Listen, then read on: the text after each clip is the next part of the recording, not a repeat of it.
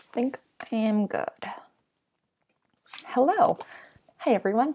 So today we were going to do the Catholic tag. It was requested by Nicole Shepard, requested that I answer the Catholic tag, so I wrote down the 10 questions. I have them linked in the description as well. So feel free to play along with this on your own channel or in the comments or in the live chat if you're here.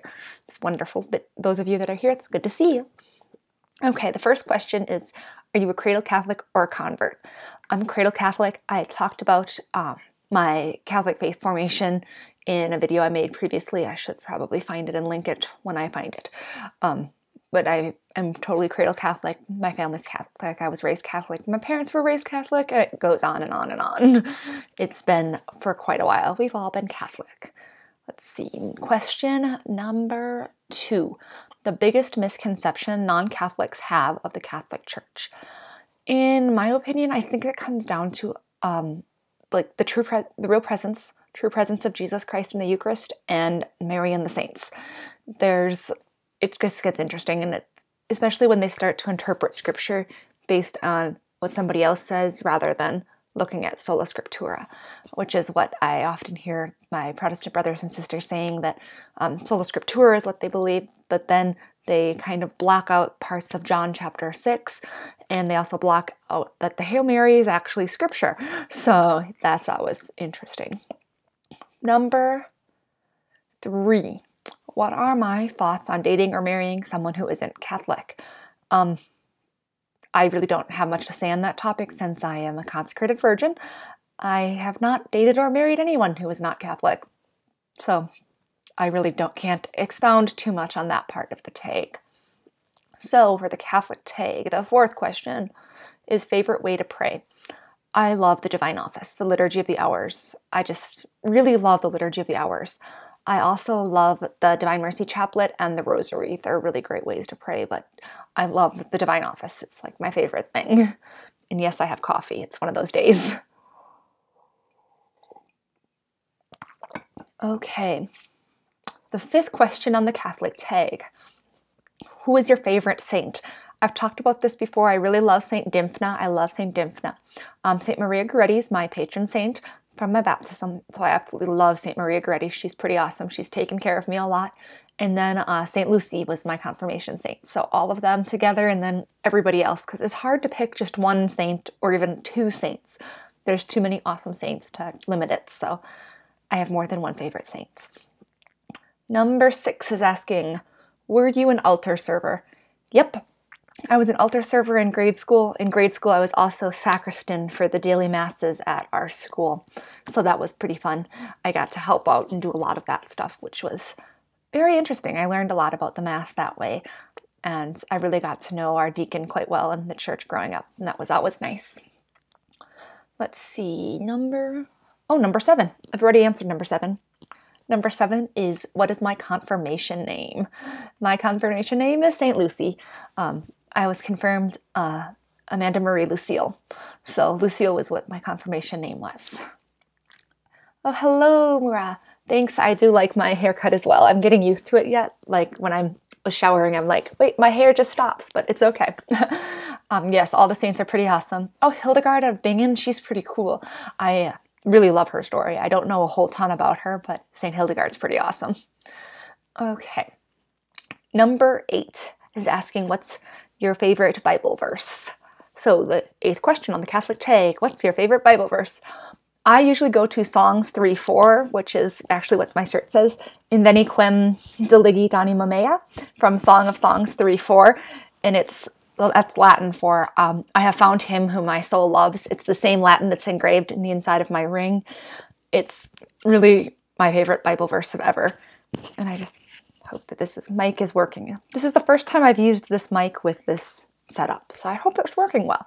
But anyway, yes, Song of Songs 3:4, and Inveni quem deligit anima mea, which is the Latin for I have found him whom my soul loves. And yeah, like I said, if you probably won't be able to see it in here, but if you were able to somehow look into there, it's the exact same that's on that inside of my ring in there. Really hard to focus this. But Inveni quem deligit anima mea. That's what my ring says. So obviously my favorite Bible passage. Number 9 is asking my favorite food. I like food in general. Food is good. I especially like chocolate. Chocolate is always a good choice. I'm really not supposed to have a whole lot of dairy, but I grew up in Wisconsin, so cheese is kind of awesome. I also enjoy coffee. It's hard to pick a favorite food, isn't it? Let's see. The last question on this Catholic tag is question number 10. What is my favorite song right now? I've really been loving listening to the Regina Caeli. I know that's kind of an interesting choice because most people are going to pick something more popular, but I don't listen to a whole lot of music. And when I do, it's usually Gregorian chant or some sort of Christian or classical. So yeah, lately it's been the Regina Caeli. I just kind of really love the Regina Caeli, especially Easter season. It's still Easter. Happy Easter. So this live stream, those were the questions I had, the 10 questions for the Catholic tag. If anyone had any more questions, you can feel free to put them in the chat. I'm just kind of going to sit here for a bit and just hang out with you guys, I guess. I really didn't have too much planned for this live stream because I haven't been feeling great. I caught that one weird virus where it's like the headache, stomachache thing. And so feeling well has been not so great. So I'm starting to feel better. So I didn't really get too much planned for this live stream. I don't have like a topic or anything. But I am starting to feel better, so that's good. I stayed home from work a day and a half, and I'm feeling better now than I was at the beginning of the week. So that's always a plus. How's life been like since my consecration? It's still kind of amazing that consecration happened. I still find myself going, wait, that really happened. I'm a consecrated virgin, and it's just been weird almost. Like my birthday was Easter, which was April 1st, which was 3 months from my consecration. And it was weird to wake up on April 1st, which is Easter, and go, I've been married to Jesus for 3 months. Like Jesus is my spouse, and just really processing all of that is just amazing. And it's really hard to articulate, but it's been wonderful since my consecration. I just am so shocked with how much God loves me every day. And that's a beautiful feeling to have. Thank you for the question. Yeah, it's just my life now, and it's hard to explain sometimes.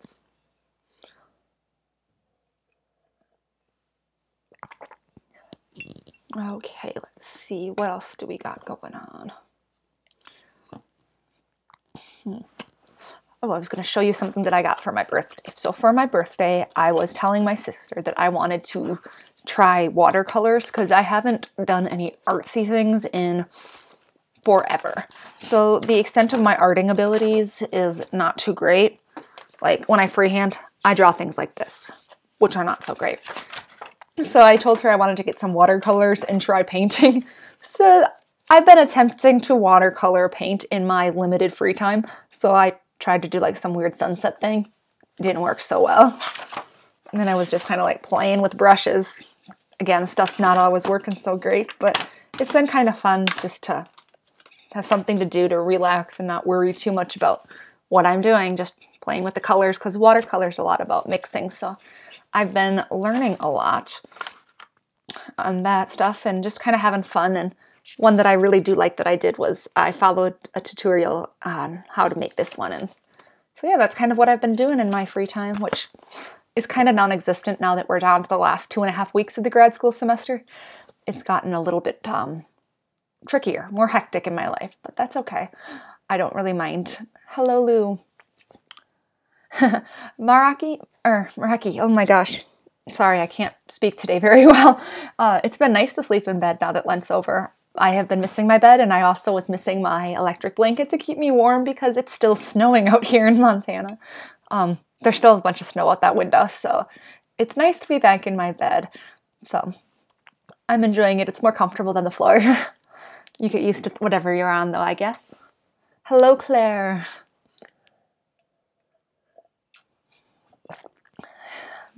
Okay, let's see. So I've already answered those questions. Yeah, I'm just enjoying it being Lent's over. It's Easter, just reveling in how much God loves us, how he died for each one of us and rose again because he loved us. So that's kind of where I'm at. I don't have much else to share with you guys today because, like I said, I'm getting over being sick. So unless you have any other questions you want to pop into chat, I don't have much else to go with today. I didn't really plan, which happens sometimes. Let's see if any questions come up. Otherwise, it might be a real short live stream, and that's okay too.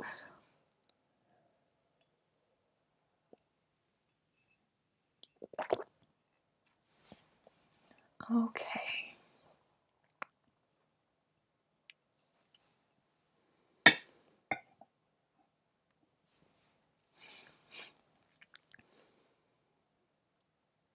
Okay, let's see. Okay, what degree will I be receiving when I graduate from grad school?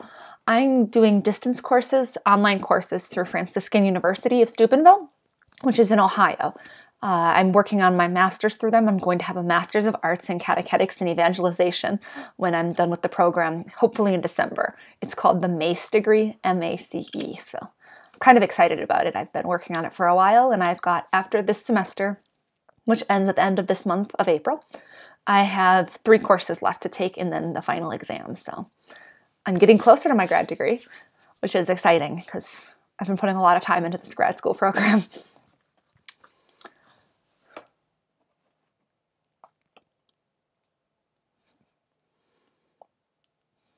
Okay, let's see, anything else?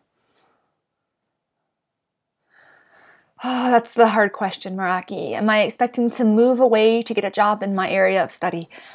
I don't know. It's hard to find jobs in working for the church or working somewhere where I can share my faith in Montana, especially in our diocese. It's spread out. It's a big diocese, but it's very spread out. There's not really much going on in the way of like Catholic universities to work at, high schools to work at, that kind of thing. And there's not very many parishes that can afford full-time DREs or something like that. And the ones that have them already have their DREs. So I don't know what I'm going to be doing when I end up with my degree. Right now I'm working in a public school. I would love to work somewhere that's more faith-based, that I can talk about my vocation and my faith because it's a big part of my life. So I don't know if I'm going to end up moving or what's going to happen. It's all part of in God's hands right now. God will take care of it. I have sent out some applications and I'm just waiting to hear back, and wherever God wants me to be, that's where I'll be. If none of the applications I sent out work out, I do still have a job in the school that I'm working with now. So we'll see what happens. All part of God's plan. We'll see. It's kind of one of those tricky situations of, I don't really want to leave Montana, but in order to use my degree, I might have to leave, and that would be sad. But it's all part of God's plan. He'll put me where He wants me when He wants me there. I just have to keep hoping that He'll take care of it, and wherever I end up, I will end up. Okay, let's see.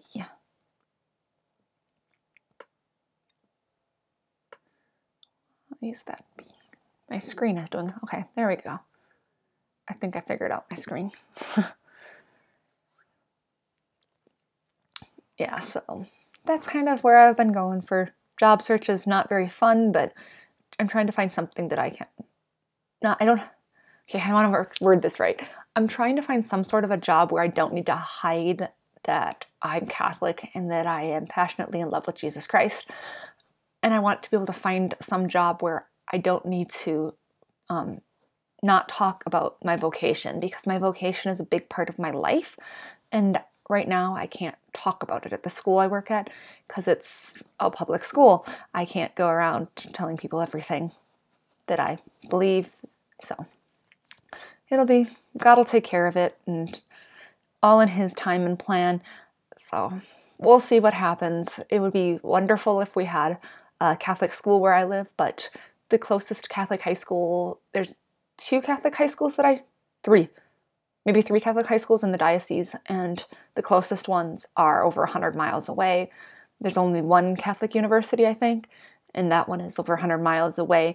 It's just tricky when you live in Montana to try to find a job in whatever your degree is. A lot of people end up moving away and then coming back later, or getting degrees that they can stay in the state with, which is not what I did.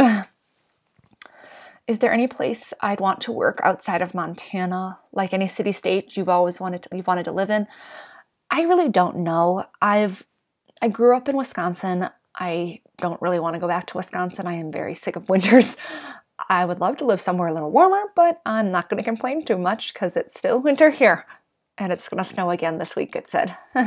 Yay. Anyway, I don't know where I want to be.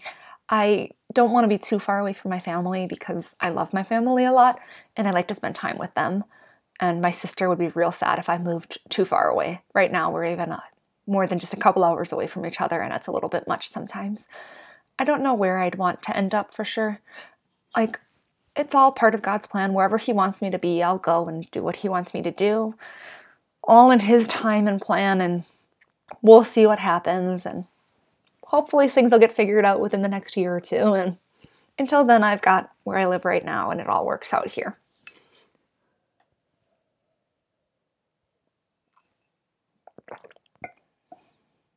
Okay. Oh yeah, so Meraki said that I mentioned St. Dymphna a couple of times, so she looked her up a little. She is pretty awesome. I really like St. Dymphna's story. I just love her. She is awesome. So yeah, she has definitely made it to my favorite list, and she's made it to a lot of people's favorite lists because her story is so like inspiring, and just the way she goes through life is just great. I love St. Dymphna. Someday, yeah, she's just pretty cool. Someday I would love to go visit where they say she lived after Ireland. I can't remember the name of it right now. I'm blanking. But it's in continental Europe. I'd love to go back there somewhere, wherever it is, because she's a pretty cool person, St. Dymphna. So that's pretty awesome, yeah. I'm glad you discovered her. Let's see, anything else on my questions list before we call it a short one? 'Cause I didn't plan. I need to plan better, don't I?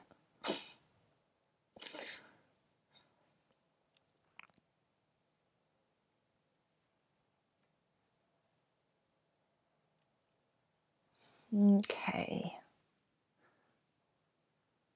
Have I ever been to Rome or the Vatican? No. That is totally on my list, though I will get there someday. I've been saving up for a few different trips. One of them is going to be Rome, and I've been joking with some of my friends that we're just all going to have to go, and it'll be really cool. I don't have the money saved up now to go to Rome, but someday I will go to Rome, and it will be amazing. And I'm just going to like go to visit like every church I can, because that's part of the awesomeness of being in Rome, right? You get to go to like 50 churches in a day. So someday I will go to the Vatican and go to Rome, and it will be awesome. But I haven't been able to go there yet. Haven't been blessed enough for that. Someday. Someday, right? I do have a trip planned this summer, though. I may as well tell you guys about it. It's the United States Association of Consecrated Virgins has a convocation every year, like a meeting for all those who are consecrated in the United States or worldwide. They can come. And this year it's in Miami in July. So I'm going to be going to Miami in July. So that's where my savings went this year because I felt like I would like to go. And I prayed about it and I made it work. So I love to travel though. So I would really love to get to Rome someday. Oh yeah, you need 3 days just to explore it all. I believe it. I would love to spend like a week just in Rome, but I don't know if that's ever going to work out or anything, but someday I will get to Rome at some point in my life. Oh, it's okay, Nicole. I actually answered the Catholic Tag questions you asked me to, so you'll have to go back and watch it. Yeah, Vatican is... I've heard wonderful things about Vatican City. I know people who've been there. I actually have a friend who's studying in Rome right now. He's a seminarian, so yeah, there's a lot of epic things in Rome, and I will go there someday. And once I go there, I'm probably going to be like, I never want to leave Rome. So who knows? Okay, let's see. Any more questions? It's going to be a short one today. Sorry, guys. Like I said before, I didn't plan too much because I wasn't feeling so great leading up to this weekend, but I'm feeling better now. Just didn't get to planning too much. Let's see. Anything else? Okay.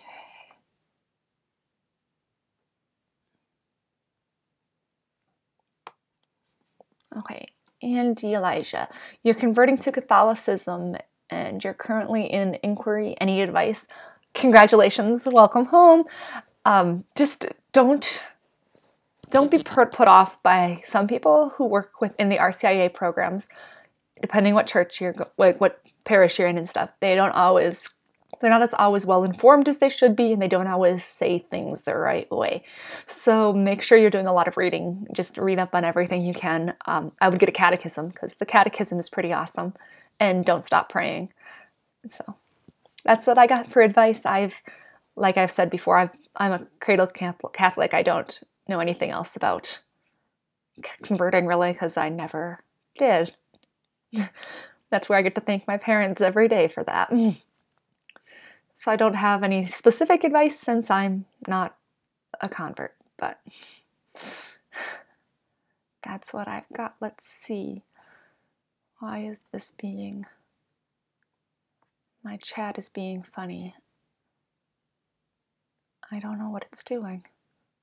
I hope nobody's saying anything, because my chat was just logged me out or something. Okay. Whoa. It forgot who I am, apparently. Ah! What's it doing? Okay. I'm not sure what's happening. My computer is freaking out a little bit. It took me to like this different page. I'm trying to get back to make sure that I'm probably still live streaming, but I don't know. Let's see. Okay. Well, I'm not sure what happened, but I think I might still be live. I don't know. This is strange. It like kicked me off the live stream page on my website, on the website for YouTube. It like refreshed itself or something weird. And now I'm not exactly sure where things are. Okay.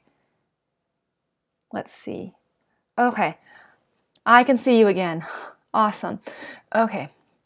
Andy said, thanks for the advice. And yes, thank God that your teachers are informed and very intelligent in the matters of the faith, because that is always an important thing, especially this, like there's so many different ways you could turn when you're trying to learn about the Catholic Church. And it's good to have people who are well educated in the faith being the ones doing the catechizing. Okay. I think there was another chat. This chat is messing me up today. Okay, Nicole asked, am I able to become a religious after being consecrated? Yes, but it's not what is advised or typical with consecration of virgins, because the consecration I went through is a consecration for virgins living in the world, and that's different than consecration for virgins in religious life. There's actually two different rites, I think. I'm not entirely positive on that, so not entirely sure there, but yes, it's possible to enter a community. It's not exactly what once you make this consecration, you're expected to stay in the world, kind of, but if you would discern entering religious life, your bishop would have to approve it and all of that. But yeah, it's possible. It's just, I discerned that consecrated virginity lived in the world was where God was calling me rather than religious life. It's a hard decision to make sometimes, and it's really hard to discern that. But I was in a convent right after high school, and I was in formation with an order, and much as I loved it, I knew that wasn't where God wanted me to be, which is why when after I left there, I heard about consecrated virginity. Awesome. Okay, let's see. Oh, I've got a little bit of coffee left. Coffee is a beautiful thing, especially when you're tired. Okay, let's see. Let's see if there's any more questions before we call it a day with a short live stream. Even though I think my computer figured itself out now. I'm still getting used to using this new computer because my laptop that I had for like 10 years died, so I had to replace it. So that's kind of cool. Getting used to how things go. Okay, do I know any Catholic hermits in the USA? I know there are some. I don't personally know any, though, so I can't really help you on that one. Okay, Andy Elijah. A lot of my friends are very hesitant about becoming Catholics, especially because of the Crusades, and what is a good explanation to help them understand? First of all, the way the Crusades are portrayed in the modern world is mostly false, just like most of the way the Inquisition is portrayed is mostly false stuff, because there were the Protestants and the Muslims were trying to demonize what the Catholics were doing.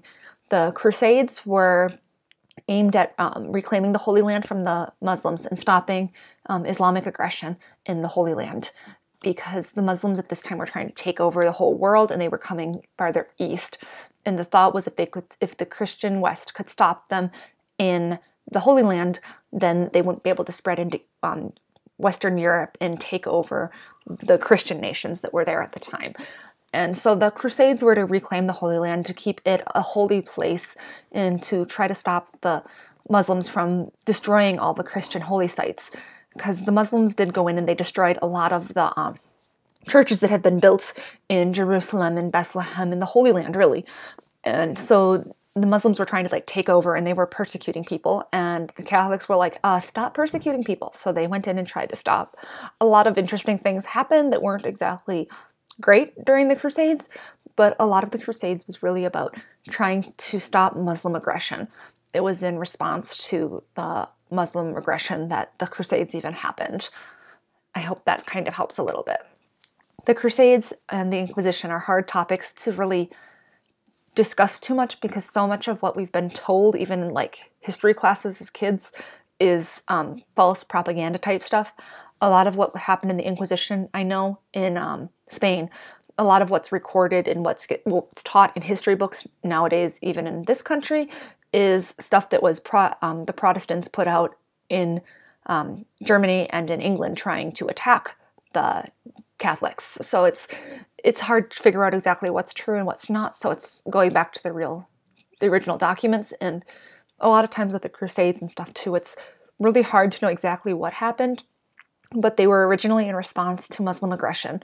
And I don't know a whole lot about the Crusades. But the one thing that I've always said when people question bad things that have happened in the church, in the Catholic Church history, is that yes, bad things have happened. We've had bad popes. We've had bad eras. The church has done things that the church shouldn't have done. But the thing is, the church is still around. The church has survived. The church has even thrived in some states, in some ways, in some things. It's just the church has survived through grace, and that is a miracle that the church is still around. And so it's just grace. There's bad people and everything, and I mean, there's bad people in the church. We're all sinners. We're not perfect. If we were perfect, we wouldn't need the church. So, yeah, that's kind of, I hope that helps a little bit. It's hard to explain all of that sometimes. And I haven't taken a church history course in a long time either. That's one of the ones I get to take next year. Or in August, I think. Let's see.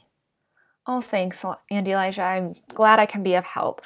I've been studying this stuff for a long time, and I'm kind of know what I'm talking about sometimes. So I know on the Crusades topic that EWTN does have a series that they did about what really happened. I didn't watch it. They also have one about the Inquisition and the Counter-Reformation. I haven't watched them all, but I know EWTN did air some last year or something. So I would check those out because they're probably better educated than me. Okay.